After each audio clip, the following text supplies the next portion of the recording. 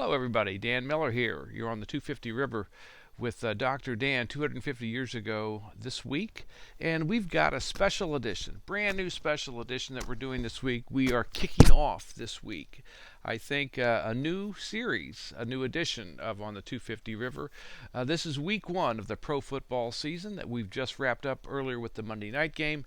And that's going to be our template for this special series, sub-series of our On the 250 River with Dr. Dan. It's pro football and America's 250 and some stories as we go along week to week to week. We just ended up week one, so let's talk about the condition of the team. Let's talk about the condition of the coach within the context of pro football week one. So here's what we're looking at the end of week one. And we saw some great games. I went to the Colts game on Sunday. Thanks to Tom for including us in the tickets. Great victory for a change over the Dolphins, who've got a lot of trouble coming their way. Went to bed third quarter of the Sunday night game of the Bills and the Ravens. Couldn't believe what I saw when I woke up, and then watched the entire game on Monday night with the Bears and the Vikings, and saw that really interesting quarterback experience for Caleb Williams and J.J. McCarthy. We've got a coach called George Washington, and he's been brought in. He's been on the job since June.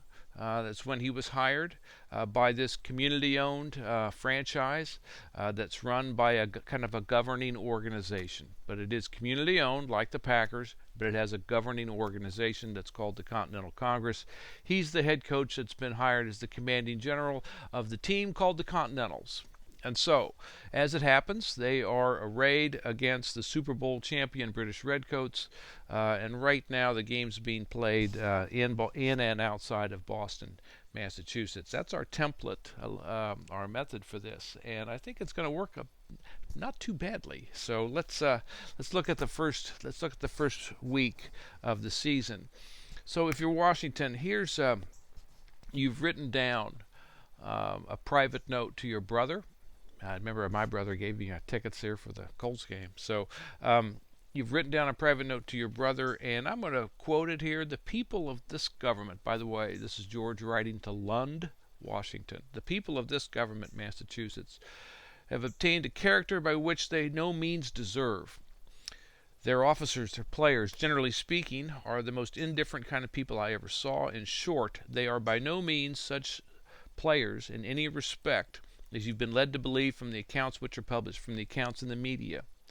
But I need not make myself enemies among them by this declaration in the locker room, although it is consistent with truth. I dare say that the players would play well if they were properly led, although they are an exceedingly dirty and nasty group of players. That's what Coach Washington writes to his brother about the state of the team that he's now been in charge of. Now, he's had to put this team together. The team already existed, okay? The team existed outside of Boston. He was brought in as the very first head coach.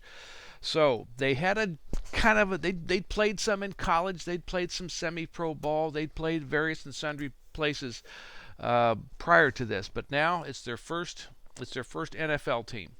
And he's the first coach. And so he's trying to bring a level up of their playing ability, maybe 5 levels up of their playing ability, and he's got to start at the most basic aspects of the blocking I want, the tackling I want, how you need to conduct yourself on and off the field, what our strategy is going to be, how you execute anything, where the locker rooms are, how you pick up your paychecks, how you get fed in the cafeteria, and on and on and on. How do you conduct yourself at night, away from the field and away from the practice facility and everything else. So it's just a nightmare to put this team together, and this is what he's writing about the condition of the players here at the end of week one.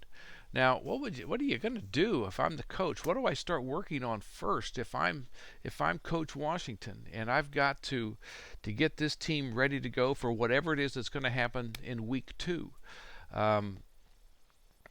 He's got a public face and he's got a private face. And the private side of him is really discouraged and quite negative about what the team looks like at this point. Got some talent out there, I admit it, but boy, we got to go a long, long way before we get this talent in any condition to play against the Redcoats whenever it is this next face-to-face encounter is going to be.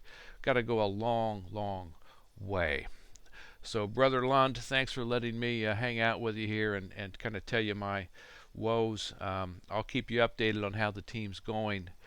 But right now, they're a dirty and nasty bunch, and we've got a long way to go. I'm Dr. Dan Miller. We're on the 250 River, Week 1 with our NFL franchise, the American Continentals, led by Coach George Washington, owned by the community, administered by a governing body, a governing board, if you will, who hired the new coach.